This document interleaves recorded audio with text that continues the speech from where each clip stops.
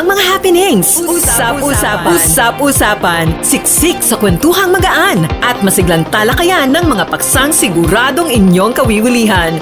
Bawat usapin, makabuluhan. Kaya people of all ages, kasali kayo sa Usap-usapan sa Radyo Pilipinas World Service.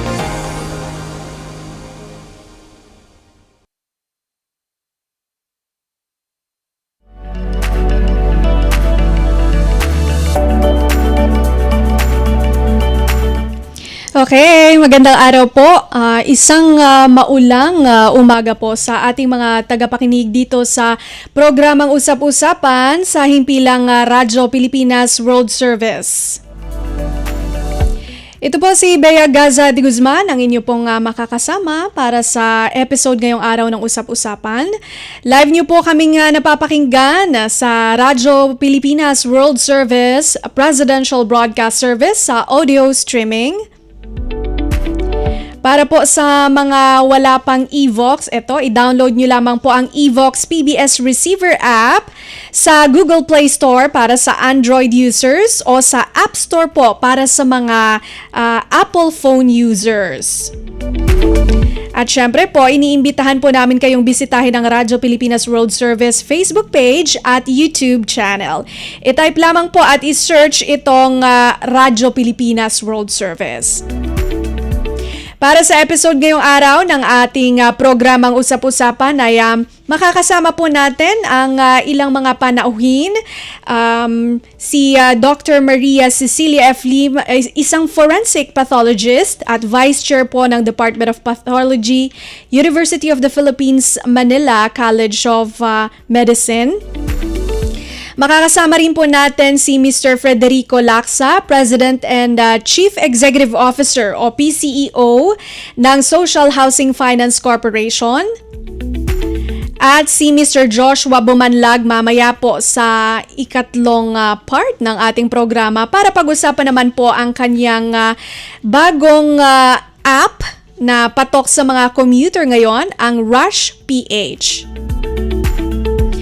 At wag na po natin patagalin, eto nga matatandaang dati nang nag-issue si Pangulong Ferdinand R. Marcos Jr. ng administrative order na lilikha ng interagency body na mangunguna sa pagtatatag ng National Forensics Institute o NFI. Ayon sa Pangulo, alinsunod dito sa hakbang ng pamahalaan na palakasin ang mekanismo ng domestic accountability sa pamamagitan ng komprehensibong reforma sa sistema ng pagkamit ng hustisya.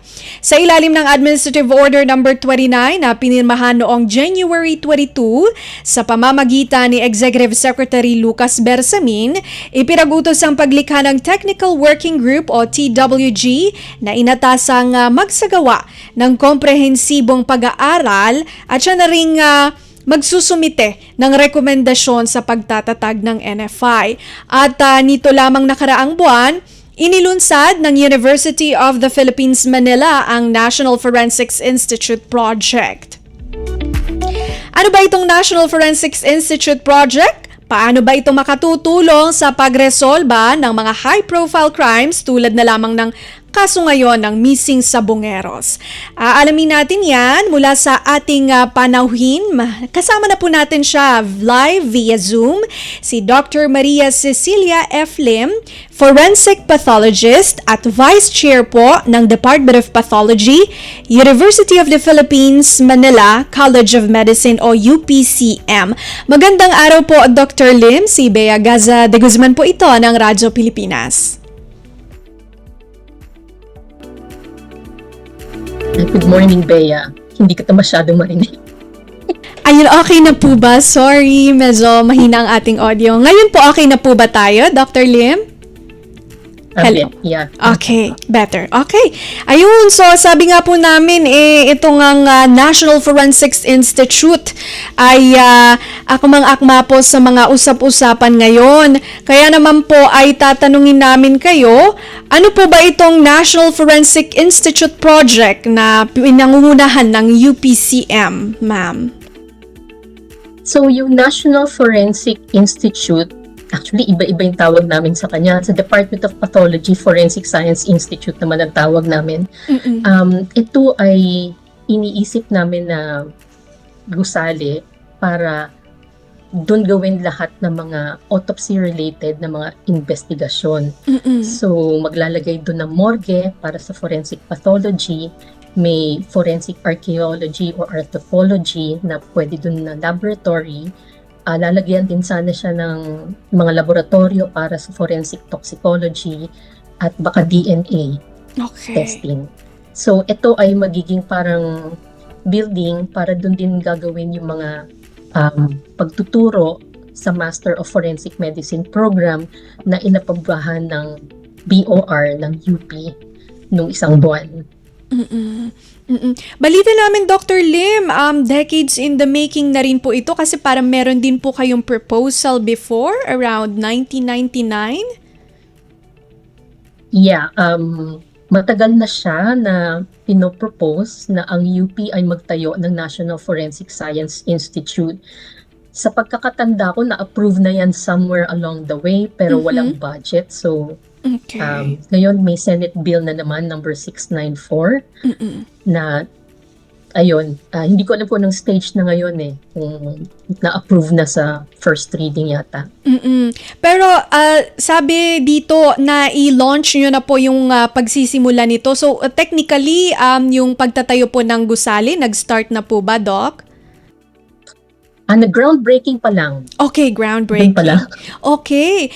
Pero that's a good thing kasi at least nag-start na. So, kailan naman po ang target na matatapos yung mismong building para po masimulan na rin yung mga, or nag-start na po ba itong mga Masters in Forensic Medicine program or paano po ba, Doc? Wala pang estimate yung building kasi actually hanggang ngayon dinedesign pa rin siya. Okay. Kasi wala tayong expertise sa pag-design ng building na ganito. So, nagre-research pa rin yung ating mga arkitekto. There were initial plans na pinakita sa amin pero naka-2 revision na kami. Tapos I think may tutulong sa atin na yung ka-collaborate natin na Monash University ng Australia na titingnan yung plano para mag-suggest kung ano pang pwedeng pagandahin. Yung Master in Forensic Medicine na program, uumpisahan sana this year. Okay. So, may mga tinatapos pa rin kami, yung mga materyales na gagamitin sa pagtuturo. So, pero naka-interview na ng mga candidates for the first batch. Okay. Ito naman po, Dr. Lim, paano naman po makatutulong yung National Forensics Institute project na ito sa bansa, lalo na po sa investigasyon at resolusyon ng mga kasong kriminal, tsaka yung pagsusulong na rin po ng reforma sa justice system ng Pilipinas? Ang kasi, I think alam niyo naman na 2 lang kaming forensic pathologists sa Pilipinas. Yes po. At ito po ay dahil walang local training ng forensic pathology. Kami ni Dr. Fortune pumunta pa ng States, sponsored ng UP, para doon kami mag-specialty training. So pag nagawa natin hopefully locally yung program, hindi na nila kailangan pumunta sa States kung gusto nila mag-practice ng forensic medicine. Hopefully, ito din na magiging bunga ng Forensic Science Institute na hindi lang forensic medicine pero makakapag-train na rin tayo ng forensic toxicology, mas maraming DNA specialist, pati crime scene investigation baka pwedeng umpisan din doon, hindi natin alam, no? So, maraming possibility. So, yun yung parang tinatawag namin seed na sana magbunga ng mas maraming training programs ng forensic sa Pilipinas. So pag mas maganda na yung training mo, mas accessible siya sa local na tao, mas gaganda sana yung pag-iimbestiga ng mga criminal activity. So mas magagamit mo ang evidence sa korte, gaganda din yung system mo ng hustisya. Ayun. Opo. Kasi ngayon po, talagang pinag-uusapan kung paano mareresolba tong yung high-profile case ng missing sabongeros. Dr. Lim, sabi nyo kanina, meron ng mga nagkaka-interest dito sa forensics pathology, no? Sabi nyo, may yung 2025 na target sanang masimulan yung Master's Forensics Medicine Program. May mga nagpapakita na po ng interest. Yes, marami naman. Okay, that's a good thing. Ngayon po, kumusta po yung sa inyong expertise, yung death investigation ng bansa at paano po makatutulong itong Forensics Institute project para po dito sa, for example, gaps or puwang sa ating death investigation procedures? Mas maganda sana kasi ang forensic kasi yung forensic science, isang malaking, actually parang mga 30 plus na mga subspecialty ang nasa ilalim nun. Oh, Kasama malawak doon ang pala, pathology, no? clinical forensic medicine, kasi ang dami, mga 30 plus.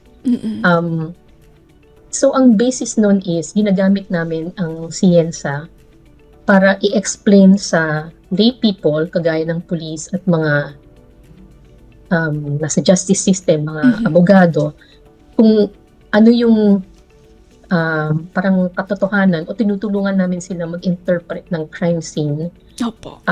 at yung mga pangyayari tungkol sa isang criminal activity.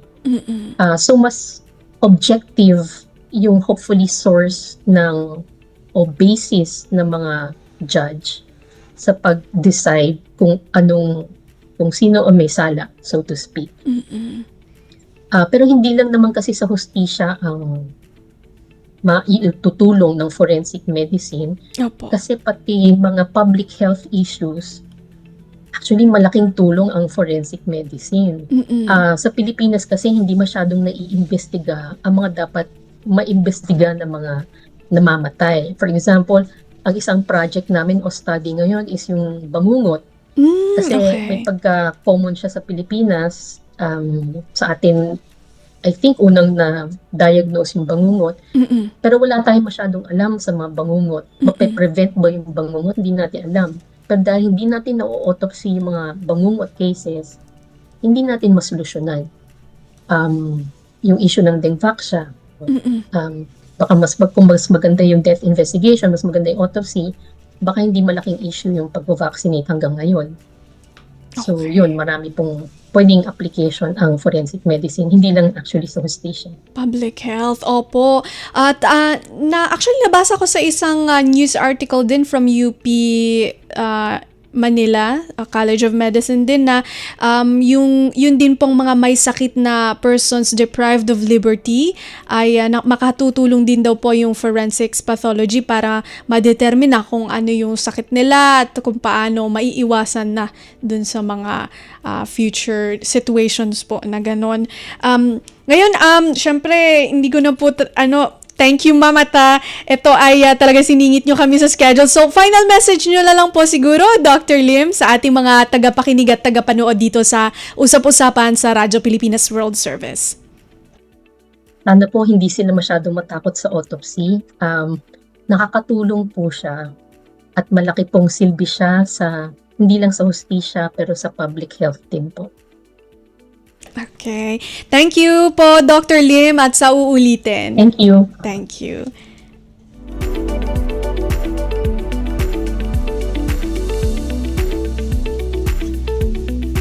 Yan po si Dr. Maria Cecilia Lim, isang forensic pathologist at ang Vice Chair po ng Department of Pathology, University of the Philippines, Manila College of Medicine.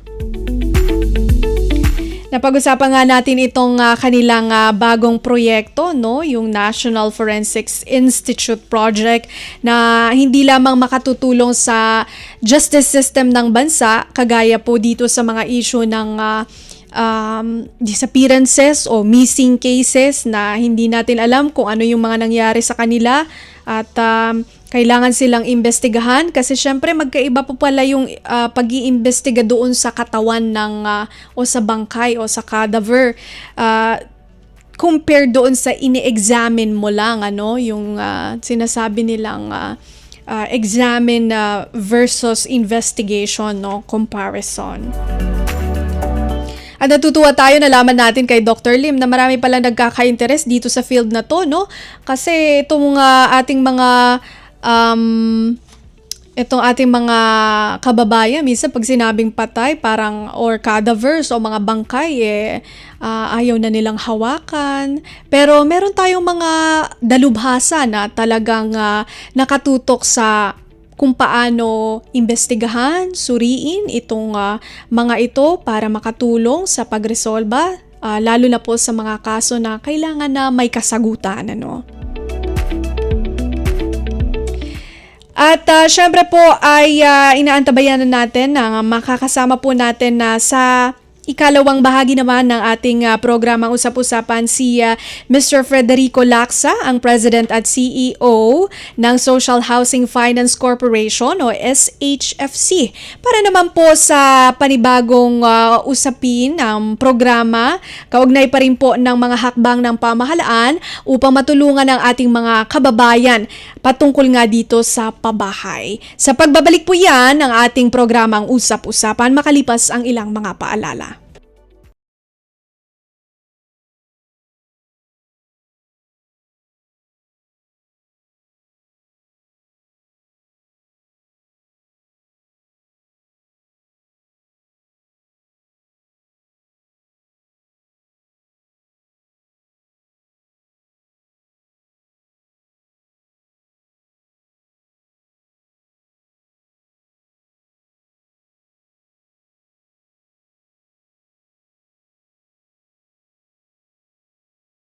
Ng mga ito.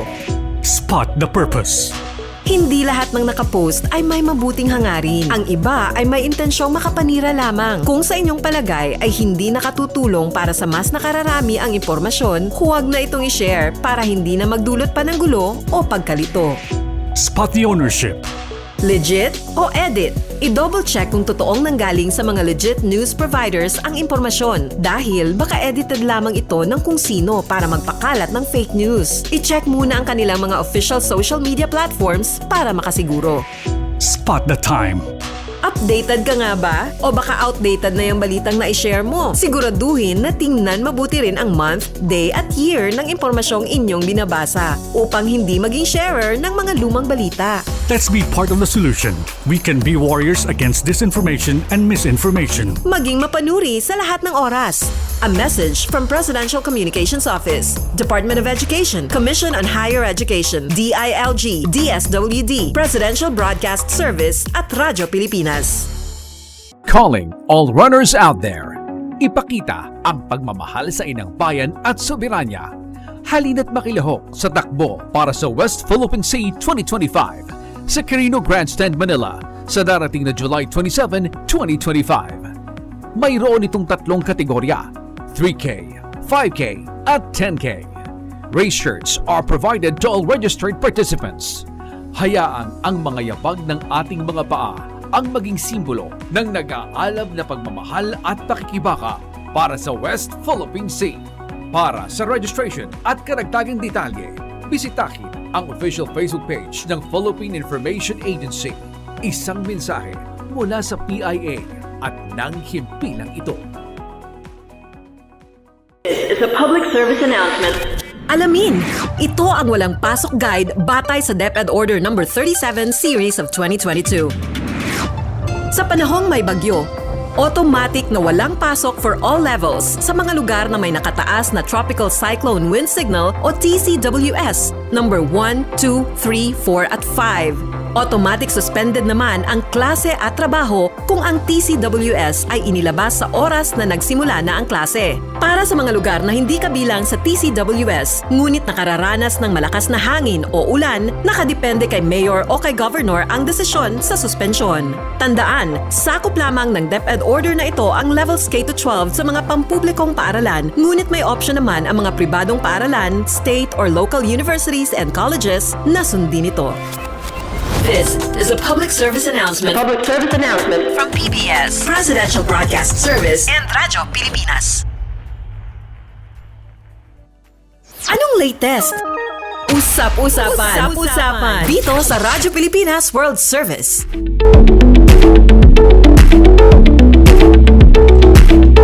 Nagbabalik po ang palatuntunang Usap-Usapan. Ito pa rin po si Bea Gaza de Guzman, ang inyong makakasama sa programa ngayong araw.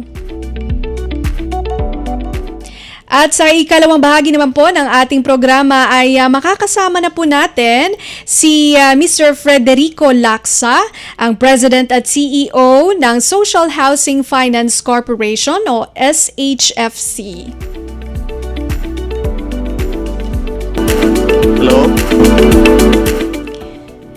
Hello po, President, Medyo may CEO. yata yung audio natin. Okay, lakasan po namin, sir. Hello po. Okay na po ba ang audio natin ngayon? Hello, sir? Yes, yes. Okay. Medyo mahina yung audio natin. Sige, lakasan ko po, sir. Ha? Lakasan po namin. Okay na po ba ngayon? Medyo naririnig ko pero mahina. Okay, sige. Ayun, so nabalitaan nga po namin, sir, itong Community Mortgage Program o CMP. At yun nga po, alinsunod daw ito sa utos si Pangulong Ferdinand R. Marcos Jr. sa pagsusulong ng mga pro-poor at people-centered housing programs. At inaprubahan na nga po ng Department of Human Settlements and Urban Development o DSUD itong panukala ng inyong agency, yung Social Housing Finance Corporation, na muling i-revive itong Community Mortgage Program. Ngayon, sir, itatanong po namin sa inyo, ano po ba itong Community Mortgage Program o CMP ng SHCF, sir? Okay. Bea, itong Community Mortgage Program or CMP ay isa sa flagship program talaga ng Social Housing Finance Corporation. Matagal na itong ginagawa natin at ngayon dito sa tinatawag nating Expanded 4PH program ng ating mahal na Pangulo,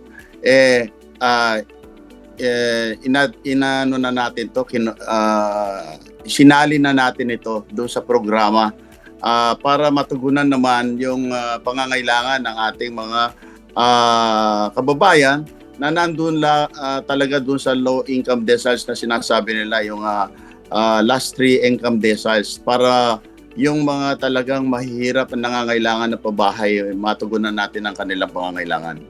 Okay. So, sabi po natin, ito po ay pro-poor at yung talagang mga nangangailangan ay magiging beneficiaryo ng Community Mortgage Program.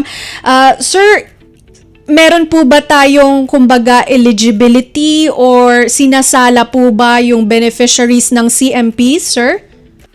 Unang-una, gusto ko munang explain sa'yo, Bea, kung ano talaga yung CMP, no? Okay Ito po. yung mga naniniraan doon sa mga tinatawag nating informal settlements, no? Okay. Yung mga informal settlers na kung saan ay naniniraan sila doon sa mga lupain na hindi naman nila pag-aari, no? Okay. Pag-aari ng mga ibang tao. Ngayon, ang ginagawa ng CMP, binibigyan natin ng security of tenure ng mga ito. Pwede silang umiram sa Social Housing Finance Corporation bilang isang community. Binubuo na natin sila, ino-organize natin sila into homeowners association. Pagkatapos, yung OWA naman mangiiram sa Social Housing Finance Corporation para mabili na nila yung lupa na tinitirikan na ng kanilang mga bahay. Okay. So, ito dalawa ang magiging benepisyo nito, yung mga landowners na wala nang magawa dahil naniraan itong mga informal settlers doon sa kanilang mga lupa, mababayaran na natin sila. At Okay. yung naman mga nakatira doon magkakaroon na ng titulo doon sa kanilang mga lupain. Ito yung hulugulugan nila in a span of about 25 years. Pagkatapos sa kanila na yung pabahay. So, magkakaroon na sila ng kasiguruhan doon sa kanilang tinitirikan ng kanilang mga bahay. Okay. So, dalawa po pala ang ating mga beneficiaries. Una, yung landowner na walang magawa kasi nga tinayuan na ng mga bahay yung kanilang lupain na ito naman po ay mga informal settlers. Doon naman po sa isa pang beneficiary, ito naman po yung mga mismong informal settlers, tutulungan sila ng ating Social Housing Finance Corporation para makapag-loan, mabayaran na nila itong lupa, magkabahay sila, pwede tong gawin in a span of 25 years. Ngayon, yung Community Mortgage Program po o yung CMP po mismo ay meron po ba tayong time frame para dito, sir? Or continuous program po ito at nationwide po ba ito o dito muna sa Metro Manila or paano po ba, sir? Bea, inilusad natin yung ating pinalakas at pinagbuti na community mortgage program noong i-present namin ito kay Secretary Aliling, no? Okay. At siya naman ay nasiyahan doon sa aming presentation at inaprubahanan niya yung mga initial sites na gusto naming bigyan ng pagkakataon na maging beneficiary ng programang ito. Okay. Ito ay mga applications na matagal na naming na-receive din sa ating ahensya. At nag-iintay lang talaga itong mga ito na matugunan ng kanilang application para mabigyan naman sila ng pagkakataon na maging kanila yung tinitirikan ng kanilang mga bahay. Okay. So yung CMP kasi, ang konsepto nito, Bea, kung hindi mo na itatanong pa, is a community ownership. Okay. Instead na yung individual umuutang sa mga institusyon na kamukha namin, sila ay buo sila. Pagpupunta sila sa amin, buo sila, organisado sila into a homeowners association or into a cooperative. At yung buong cooperative na yun ang o association, yun ang mangungutang sa Social Housing Finance Corporation. Okay. Ayun. So, kailangan pala community and as one. Parang sa franchise, ng mga jeepney. Kailangan may franchise sila para ma-avail nila yung kumbaga, loan. Kailangan buo sila. Oo. Yes. At sila mag-uusap at magpaplano doon sa kanilang kung anong gagawin nila doon sa kanilang mga komunidad. Ang kagandaan nito, Bea, yung inaprubahan ni Secretary Aliling, ang tinatawag namin itong enhanced CMP. Kasi pinagbuti natin ang CMP base doon sa mga pag-aaral na ginawa namin. Kasi nagtayo kami ng upon the instructions of Secretary Aliling ng technical working group. At pinag-aralan namin uli, review namin yung CMP. At tinignan namin kung ano ang kulang, kung ano yung mga bottlenecks, kung ano yung nagiging problema. At ang nakita namin, ang sinasabi nila, pagka tinulungan natin yung mga komunidad na ito at iniiwanan na lang natin, ganun pa rin ang itsura nila. Mukhang depressed areas pa rin. Kasi hindi natutugunan yung kanilang iba pang pangangailangan. Dito sa enhanced CMP natin, pwede silang bumalik sa atin pagkatapos nating ma-finance yung acquisition ng kanilang lupa para magkaroon ng upgrading. Ang tawag namin dito parang transformative at saka incremental development. Okay. Na para yung sitwasyon nila ay hindi naman mananatiling ganun lang. At magkakaroon sila ng pagkakataon na ayusin yung kanilang komunidad. Kasi karamihan dito, Bea, kung makikita mo yung mga informal settlements na ganito, kung minsan walang malinaw na plano yung kanilang mga daan, yung mga drainage system nila, hindi ayos. So, itong enhanced CMP natin, magkakaroon din sila ng pagkakataon na maayos nila yung kanilang komunidad para hindi naman mukhang slum area pa rin na tinatawag natin. Ayun, yun po ang maganda dito kasi hindi lamang yung pagbibigay ng bahay at lupa individually sa mga informal settlers, kundi ini-encourage natin dito yung community development kasi ganoon naman po kapag ka nagbibigay tayo ng mga pabahay, syempre kailangan na yung community rin, no? Ini-improve natin. Nabanggit nyo kanina, Sir Laksay, itong initial sites, meron po ba kayo, alin-alin or saan-saan po ba itong mga initial sites natin, sir? Oo. Yung mga na-present namin kay Secretary Aliling doon sa aming meeting nung nakarang araw, meron na kaming nakahanda na mga sites, no?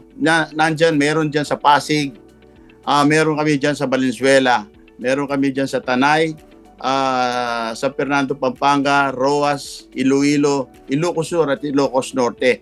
Yan ang nakikita naming handang-handa na base dun sa kanilang aplikasyon at mas kompleto na yung kanilang dokumento. Yun naman ang BEA, ang ginagawa natin dito, first in, first out, no? Kung sino Okay. nauna na nag-apply, at the same time, mas kompleto ang dokumento. Kasi mahirap din na tutugunan namin, bibigyan namin pansin yung mga application na hindi nila maayos-ayos yung kanilang dokumento. Kasi yung CMP, marami talagang mga problema ito kumisan. Kumisan, yung lupa na tinitirikan na lang ng kanilang bahay, kumisan may mga problema ang titulo ng mga ito, no? Oo May nga po. mga encumbrances, nakasanla ito, etc. and all that. So, hindi pa rin natin matutugunan yung kanilang aplikasyon kasi kailangan malinis yung titulo na ibibigay sa atin ng may-ari ng lupa. Speaking of requirements ng mga beneficiaries, ano-ano po ba yung requirements ng mga to, sir?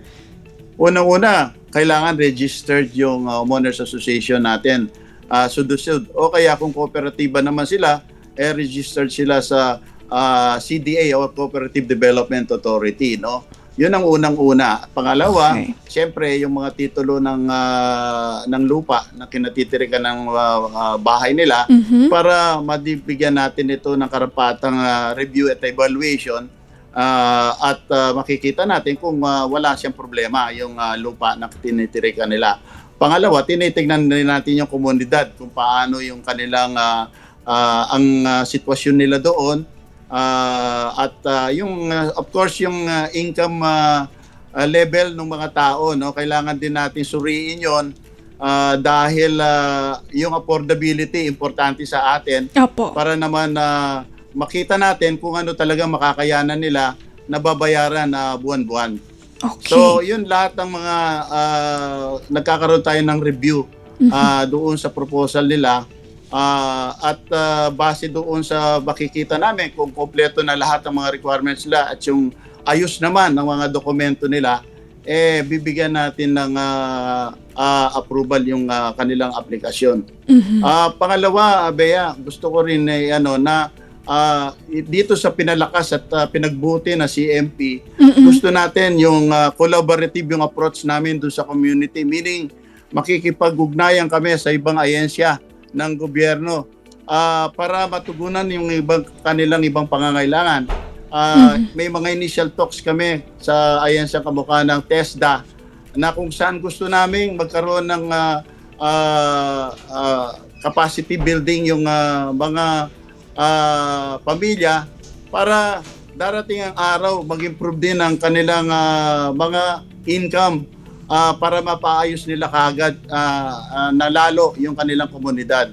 Tinitignan din natin yung leadership doon sa Homeowners Association or yung komunidad. Kasi nakita namin doon sa mga nakarang experience natin Okay. na yung magagaling talagang leaders at disiplinado yung mga leaders ng Homeowners Association, yun talagang magaganda ang experience nila doon sa kanilang CMP. Ayun. Naku, nakakatuwa. Ayan, narinig po ninyo yung mga requirements na nabanggit sa atin ni President and CEO Frederico Lacsa dito po sa Community Mortgage Program. Naku, napakaganda po nito. Sana po marami pa po tayong matulungan. Now, we're running of material time po. Gusto ko man pong pahabain ang ating talakayan, sir. Meron po kayong final message sa ating pong mga tagapakinig at tagapanood Oo. sa Radyo Pilipinas. Dadagdag ko lang, bakit ba yung CMP Sige po, sir. gustong-gusto ng mga tao? Kasi yung mga taong yan nakatira na ng matagal dyan sa community na yan. Siguro may mga 30 years, 40 years, even 50 years na nandyan na sila. Apo. Yung kanilang kabuhayan ay nandyan. Kung ililipat pa natin ang mga pamilyang ito sa ibang lugar, mahihirapan sila. Kasi Yes yung po. livelihood nila nandyan sa lugar na yan. Pag nilipat mo ang experience natin sa housing, pag nilipat natin diyan ang pamilyang yan sa ibang lugar, talagang aalis din sila at babalik doon sa kanilang pinanggalingan dahil wala pong kabuhayan doon. So, ngayon talagang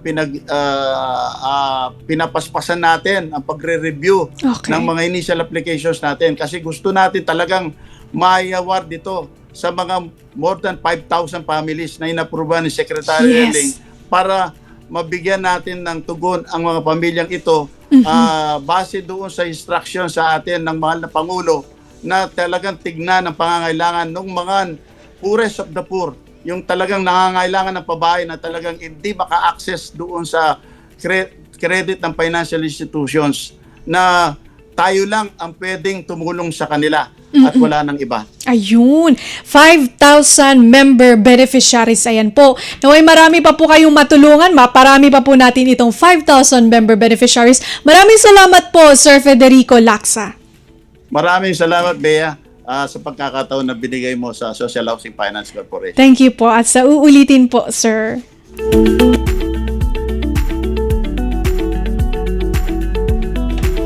Yan po, nakausap natin si Mr. Federico Lacsa, President and Chief Executive Officer o CEO ng Social Housing Finance Corporation na HFC, patungkol nga dito sa kanilang community mortgage program o CMP para sa mas pinalawak na pabahay program sa ilalim po ng ating administrasyong Marcos Jr. Okay, magbabalik po ang ating programang Usap-Usapan makalipas ang ilang paalala para po sa ating ikatlong guest. This is a public service announcement. Maging handa sa oras ng sakuna. Para sa iyo at sa iyong pamilya, laging siguruhin. Go Bag ay nakahanda at naglalaman ng mga sumusunod. Ilang pirasong damit, ready-to-eat na pagkain at inuming aabot ng 3 araw. Personal na gamit para sa inyong hygiene.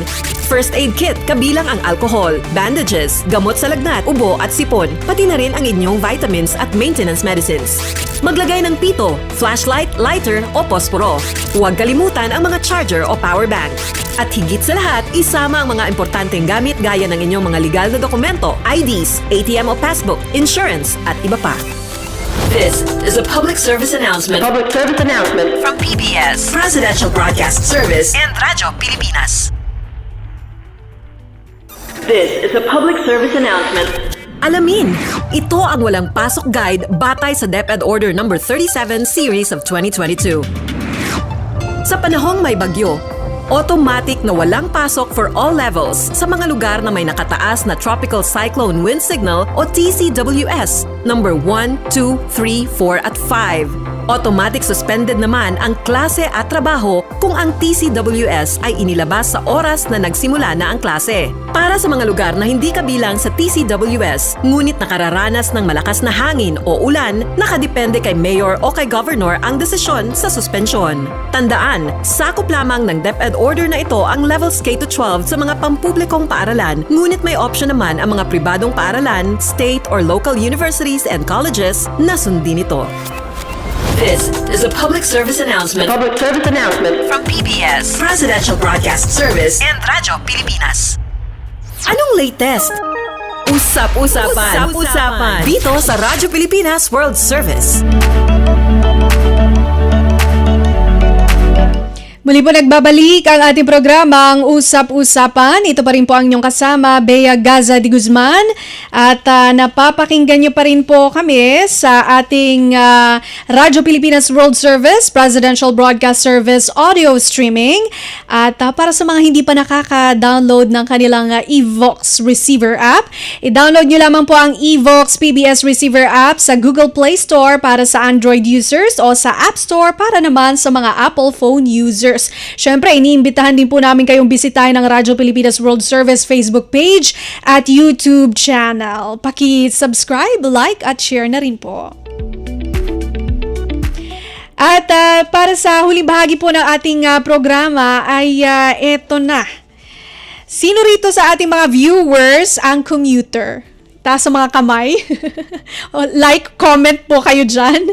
Lahat naman po siguro, mga commuters, no, naka-experience na mag-antay sa train station o LRT, MRT na, alam mo yon, hindi mo alam kung ilang minuto pa ba ang lilipas para dumating yung susunod na tren. Nainip ba kayo? Nag-aalala na baka malate na? Oo, yan. So, guys, ito ang solusyon sa problema ninyo. Yung Rush PH app. Yan. At makakasama po natin si Mr. Joshua Bumanlag, na isang iOS developer o itong iOS parang Apple's Mobile Operating System developer. Isa rin po siyang engineer. Ayan. Magandang araw po, Sir Joshua, at maraming salamat po sa pagpapaunlak sa aming imbitasyon, sir. Yan, good morning po, Miss Bea. Ayan Morning. ako. Batang-bata po si Sir Joshua. Hindi nyo akalain, ha? Hoy, sasabihin lang natin na si Sir Joshua po ay magna cum laude din pala ng pamantasang lungsod ng Maynila. Batang-bata at mahusay pa, no? Okay. Thank you po. Yes. Ito, tanong namin sa iyo, Sir Joshua, kasi ano nga ito, parang nagiging usap-usapan na rin ito recently kasi nga maraming natulungan mga commuters kagaya ko, kagaya ng mga nasa likod dyan. Ano po ba itong Rush PH app, Sir Joshua, at ano po yung nag-udyok sa inyo para lumikha ng ganitong app, sir? In a short phrase, si Rush PH ay parang time estimator app na nakakapagbibigay kung anong oras madadating yung susunod na train. Yung susunod na tren o susunod na bus. So, nag-joke sa akin talaga na gawin to is simple comparison sa ibang bansa since recently I went to Singapore and Thailand and napakaganda ng transportation system nila doon. And what if, sabi ko, what if lang naman magkaroon tayo ng ganito sa Pilipinas? Okay. And hindi ko na hinintay yung what if, ginawan ko na siya ng solusyon. And eto na siya. Kaya Ayun. nandito na si Rush PH. Yan tayo, ang mga kabataan ngayon, mga Gen Z na go-getter talaga, no? Kapag may nakitang suliranin o parang discomfort, no? O nakita sa lipunan na pwede pang i-improve, ay gagawa ng paraan, no?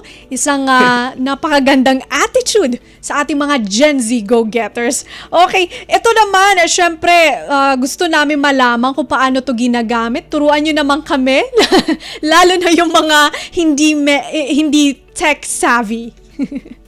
So, bali si Rush PH, may tatlo tayong main features, which is una, yung lines. Okay. So, pagkabukas nyo sa website ng rush-ph.com, pipili lang kayo kung ano yung gusto nyo makitang oras tulad ng tren or ng bus.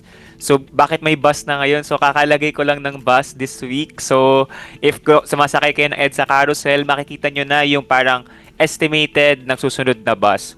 So, next na feature po natin ay yung map, wherein makikita nyo kung saan ba yung pinakamalapit na station or pinakamalapit na bus station near you. Then last po is yung report, wherein if makakakita po kayo na delayed or yung canceled po yung tren, pwede nyo po i-report via the app.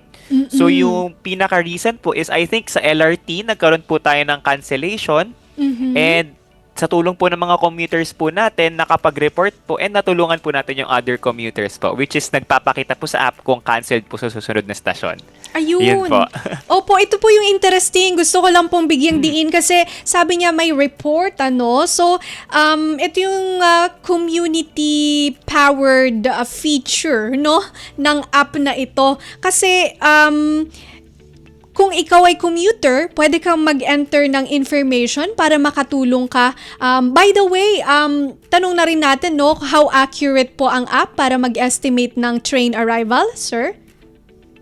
Right now, we're sitting at 85%. But I think with the recent meeting with Vince Dizon, Okay. I think he'll help us to be more accurate by giving me actual data from the command center. Hopefully, this happens very, very soon. And I hope if nasimulan ko na siyang gawin, matulungan ko na talaga kayo fully with the trains and the buses as well.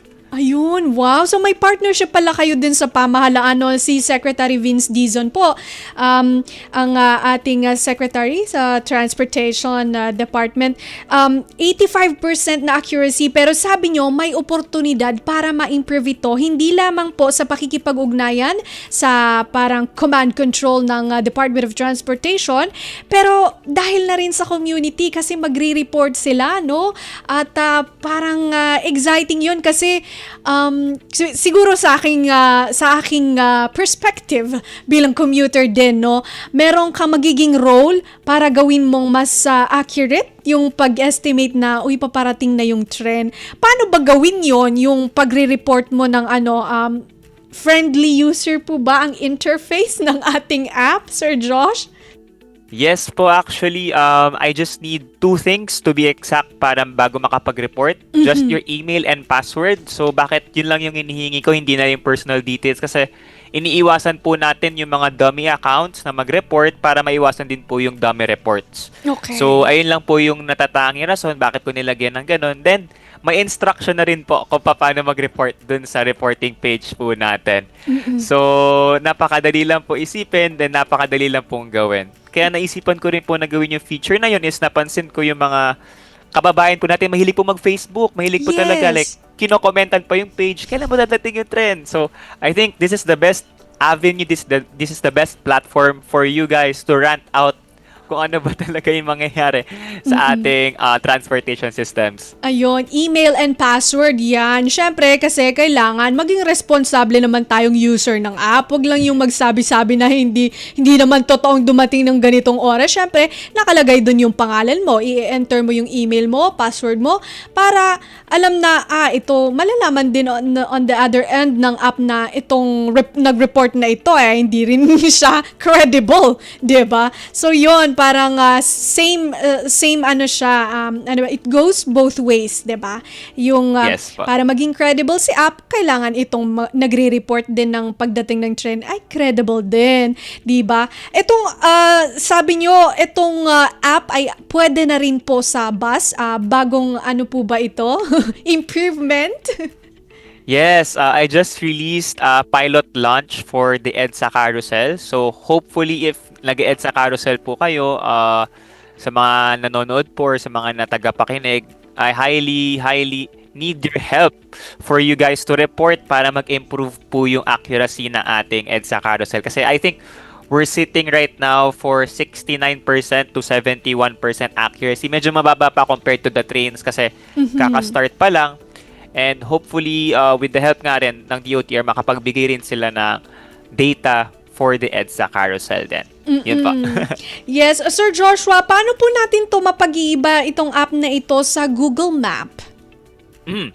Very good question. I think Rush PH is for everyone, to be honest. Like older demographic, non-tech savvy people, students alike, commuters alike.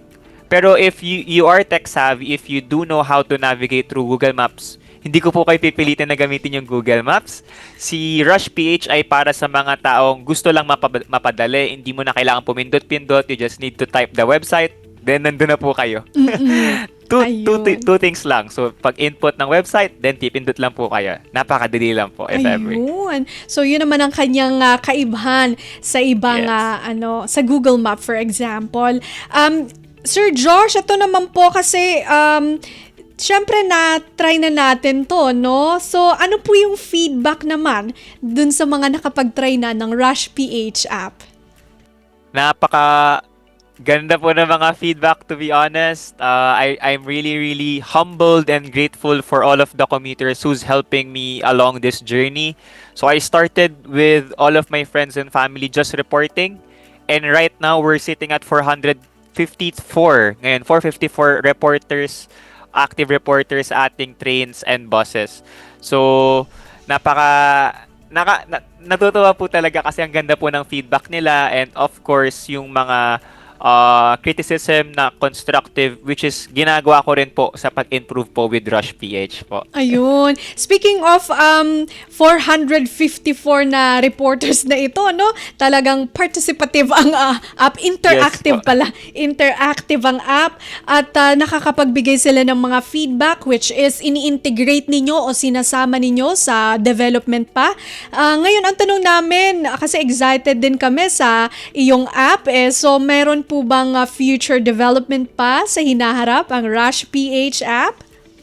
Yes, isa sa mga hinihintay talaga nila, which is EDSA Carousel, talagang tinapos ko na kagad. Then yung Okay. next po natin is pag-deploy po sa App Store and Play Store.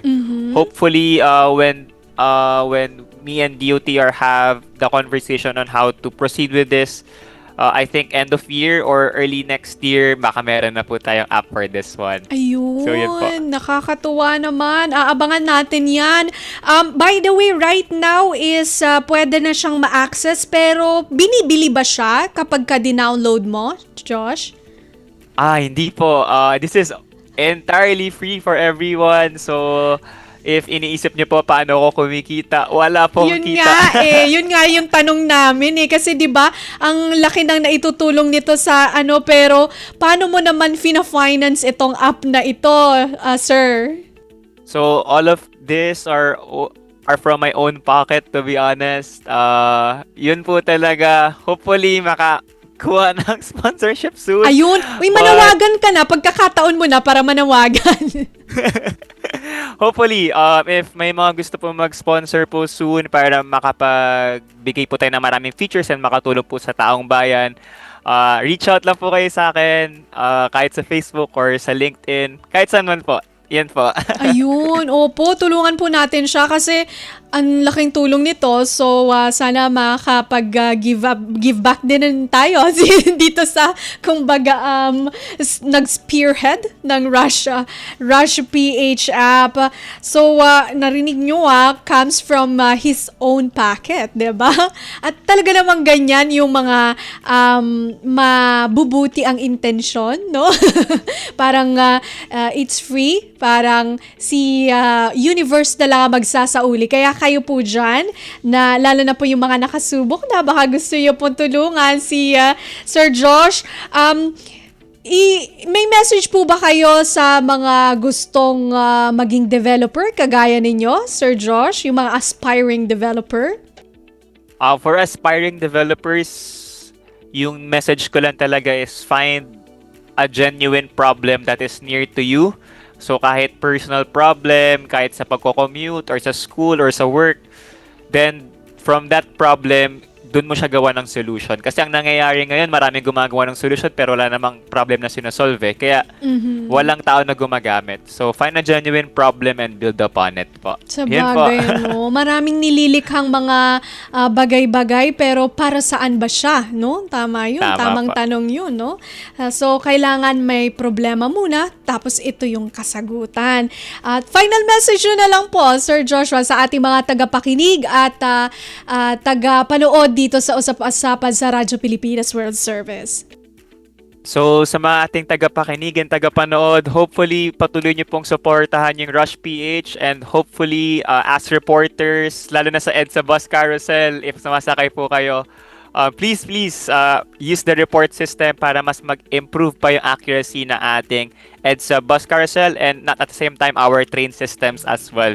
Yun po. Thank you, Miss Bea, and thank you for everyone who invited me here today po. Thank you so much. Thank you po, Sir Joshua, sa oras na inilaan mo para sa ating mga tagapakinig at tagapanood.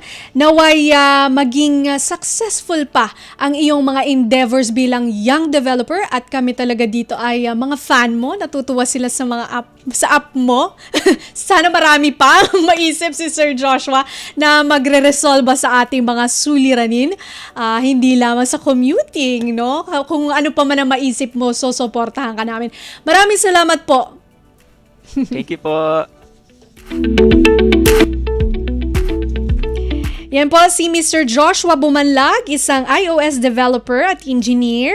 At pinakilala po sa atin itong kanyang Rush PH app na solusyon sa problema ng mga commuter na nag-aantay ng tren at hindi malaman kung kailan na darating, ano? So, ito na po ang kasagutan.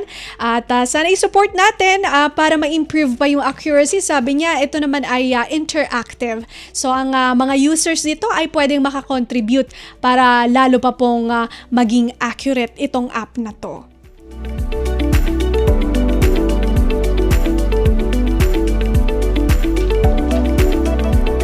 Okay, so babati muna tayo sa ating mga listeners. Syempre, shoutout muna sa ating OG, original host po, si Ma'am Ven. Ayan, si Ma'am Ven ay nanonood daw, sabi sa atin ni Erwin.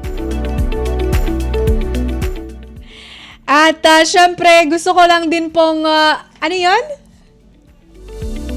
Ayun, sabi ni Erwin at ni JT dito, hi daw po, Ma'am Ven. Looking forward kami sa mga susunod nyo pong plano. Lalo na daw po yung vlog nyo at pakain nyo daw po, sabi ni Win. Okay, at sa ating pong mga iba pang viewers and listeners, shout out po at maraming salamat po sa pagsuporta nyo po sa Usap-Usapan. At gusto ko lang din pong batiin yung aking lola, si Guadalupe Valiente. Yan. Sana magpagaling po kayo. At God bless at sana ay bumuti ang iyong pakiramdam na. Okay, so ito na nga po, hindi na po tayo magtatagal at unti-unti na po tayong magpipinit ng ating palatuntunang usap-usapan. Syempre, bago po tayo tuluyang magpaalam, magpapasalamat muna po tayo sa ating mga nakasama sa produksyon. Sa ating mga co-producers dito, si Erwin Peñano at si Jerome Toledo. Pati na rin po sa ating technical side, syempre kay Sir Milo Jonella at sa ating Warcast operator, si Daniel Cruz.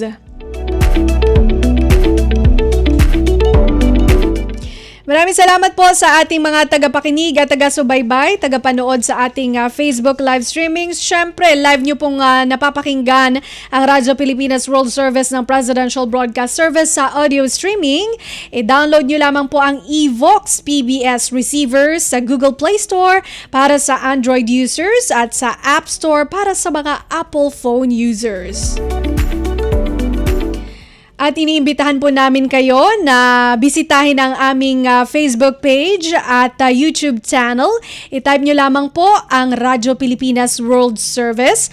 Paki-subscribe, like at share na rin po. Muli ito po si Bea Gaza de Guzman. Samahan niyo po ninyo kami sa susunod na episode ng Usap-Usapan sa Sabado tuwing alas 10 ng umaga hanggang alas 11 ng umaga. Magandang araw. Ang mga latest, ang mga trending, ano na ba ang mga happenings? Usap-usapan. Usap-usapan. Siksik sa kwentuhang magaan at masiglang talakayan ng mga paksang siguradong inyong kawiwilihan. Bawat usapin, makabuluhan. Kaya people of all ages, kasali kayo sa Usap-Usapan sa Radyo Pilipinas World Service.